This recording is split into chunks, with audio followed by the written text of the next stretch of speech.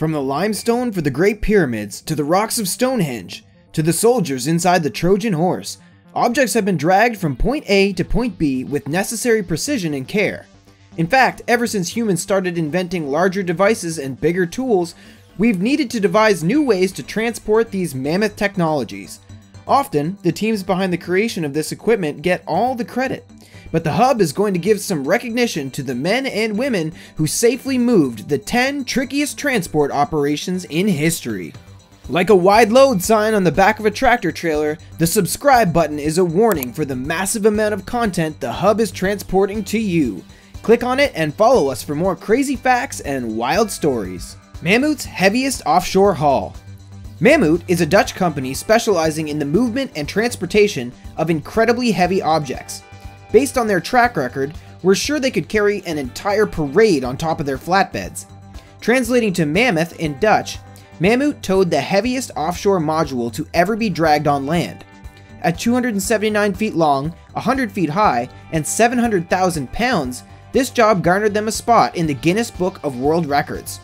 Originating in Newcastle, UK, the BP Clare topside module required a year of engineering and development prior to the move. 470 axles were needed for the gigantic flatbed tasked with carrying it topside, with the module broken down and arranged in a Tetris-like fashion to fit accordingly on the vehicle. The flatbeds are all linked physically and technologically with a computerized system monitoring structural integrity for the SPMT, or self-propelled modular transporters. A ballast system and a team of forklifts were coordinated and choreographed to help hoist BP's machinery from the flatbed to a customized barge that would take this puppy out to sea. Once the SPMTs take the module onto the barge, the module is jacked up high enough for the SPMTs to be removed, and then the module is welded to the barge before being sent out to sea. MUON G2 Magnet. MUON G2 is a large accelerator owned by a company called Fermilab and made to analyze muons, tiny, short-lived, and highly magnetic particles. These muon experiments are intended to measure the exact timeline of a muon particle's existence and test whether they adhere to the laws of modern quantum physics. Muons are considered heavy electrons, and their analysis could be used to study how substances react to each other at the atomic level. Obviously, these particles aren't as heavy as the accelerator used to study them. The G2 required a small army of vehicles and technicians to move from its construction site in Long Island to its home at Fermilab in Illinois. At 50 feet in diameter, and with a 90,000-pound apparatus intended to keep the device level and protected, the 3,400-mile journey to move this electromagnet took more than a month to complete.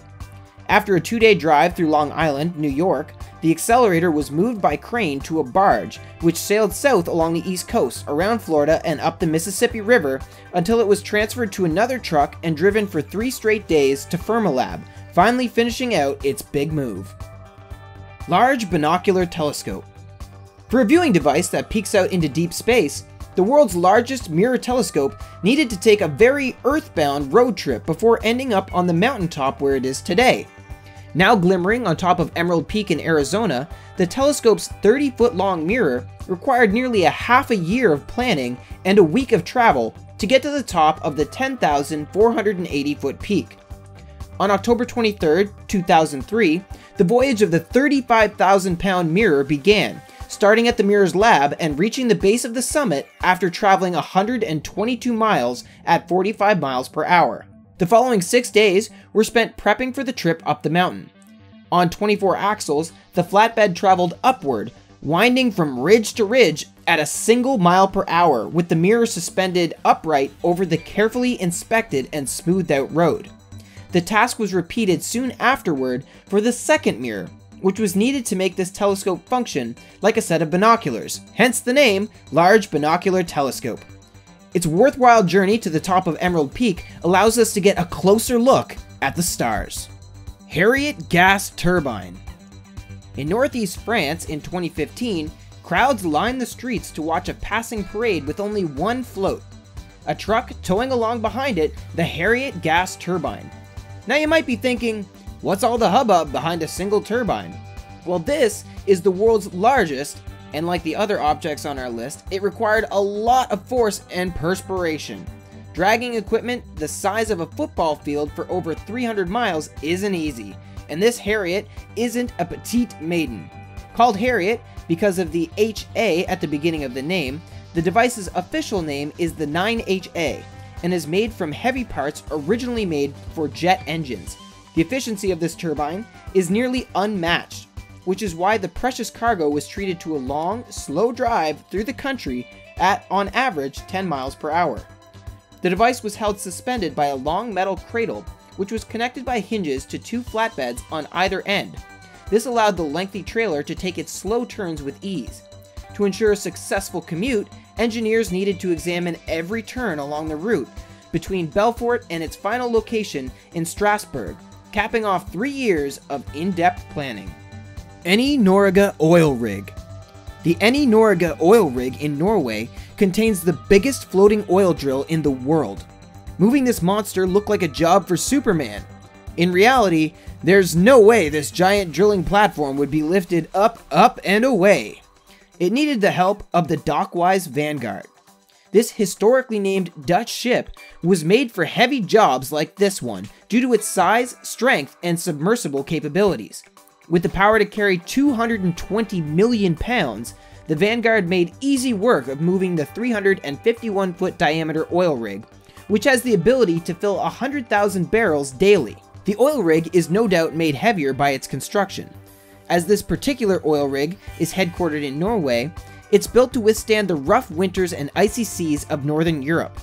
In early 2015, the Vanguard made its voyage westward to the Eni Norge's construction site in South Korea, through the Indian Ocean, under the southern tip of Africa, followed by a 60-day journey to Europe. Once docked to its mining station, the Eni Norge was connected to its mainland power source by another first, the world's longest underwater power cord, which provides an energy source for the 120 employees living aboard. Bagger 288. Another record-breaking digging device makes our list, but unlike the Eni Norge, this one is land-based equipment. Bagger 288 is the biggest land vehicle of its kind in the world.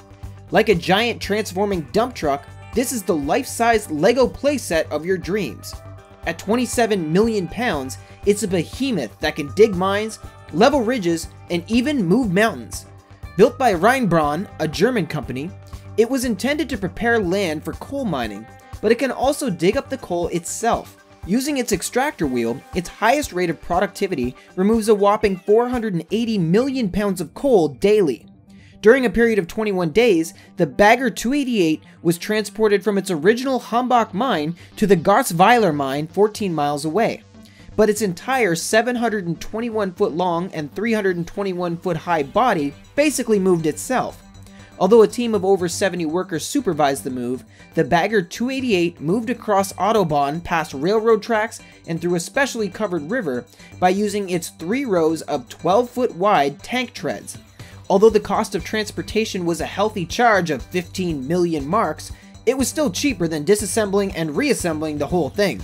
Germany really had their act together on this one. The PIETA and the Good Shepherd. This one doesn't deal with machinery, but it was a tricky transport. Back in 1964, the World's Fair in New York City was an event for the ages, with cultures the world over finding representation and mutual understanding. People came far and wide to view the multitude of pavilions and restaurants presented by the 80 nations in attendance. Of all the attractions, none garnered more attention than the Vatican Pavilion, which hosted more than 27 million curious visitors. When the World's Fair of 1964 was still being coordinated, Pope John Paul XXIII entreated the Archbishop of New York and the other bishops of America to supervise the exhibit, which hosted Michelangelo's Pieta and the famous Good Shepherd statue.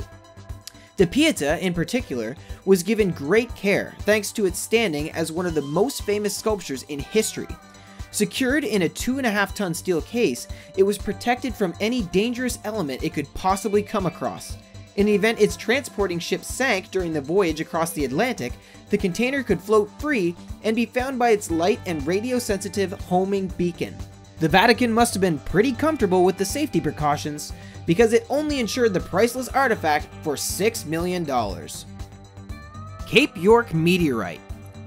Now let's take a step further back to the turn of the previous century. In 1894, American explorer Robert Peary managed to be the first non-native to view the fabled Cape York meteorite in person, and it ignited space rock fever.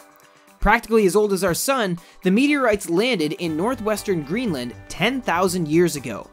The 300 indigenous peoples living near the rocks were surprised when Perry showed up on their icy doorstep, but even more surprised when he decided to take these 3 meteorites back to New York with him. Made of solid iron ore, these dense meteorites were harder to move than expected, and his team devised a plan over the course of 3 years, lifting the rocks and transporting them to sea, where they boarded ships bound for Manhattan. The tricky part was pulling them from their resting place to the waiting boats, and this required the construction of a simple railroad, Greenland's first. Upon reaching New York, Tent, the largest meteorite, was brought to its current location, the American Museum of Natural History. Due to the weight of the rock, a supporting beam at the base of Tent extends all the way down to the foundation of the museum. NASA's Super Guppy. If only Robert Peary had NASA's Super Guppy at his disposal. Here is the National Aeronautics and Space Association's answer to the Russian nesting doll. It's a plane that carries as its passenger another plane! With an extended roof of reflective metal and an expensive warehouse-like interior, this humongous jet-powered storage container holds 27 tons and looks like an upside-down pelican beak.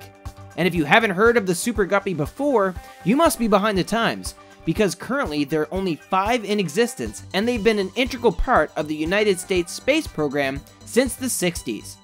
In order to get NASA's payload into the 25-foot wide, 25-foot high, and 111-foot long interior, the entire nose section opens wide on a side hinge, affording a straight-on viewer the opportunity to glimpse inside the entire airplane. In 2013, NASA decided the easiest way to get 2 retired T-38 jets over to their storage facility was to have the Super Guppy take both of them at the same time. Although it seems like the type of vehicle a Bond villain would use to swallow up his opponents, the Guppy has served NASA well, hauling essential equipment for the most noteworthy missions over the past few decades. Saturn V Apollo rocket. Speaking of space travel, the trickiest transport operation has to have been NASA's efforts in getting mankind to the moon. But once they came back to Earth, a new task was needed. How do you get the massive rockets back to their necessary facility? Such a conundrum was faced by the team overseeing the Saturn V Apollo rocket.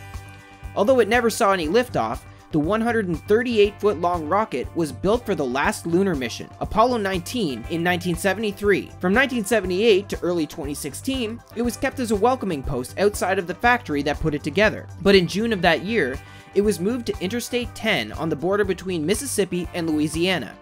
Even though the journey was relatively short, it took over 5 days to reach its destination. After a 40-mile trip by barge along the Pearl River, it was picked up and driven to the Infinity Science Center where it stands today, a reminder of the role Mississippi played in our race to space. Thanks for watching these 10 trickiest transports, and next time you're stuck in traffic, imagine there's a decommissioned space shuttle or a giant hadron collider strapped to a flatbed up ahead. At least it would make the commute more interesting, almost as interesting as the other treasures we're hauling on the hub. See you around!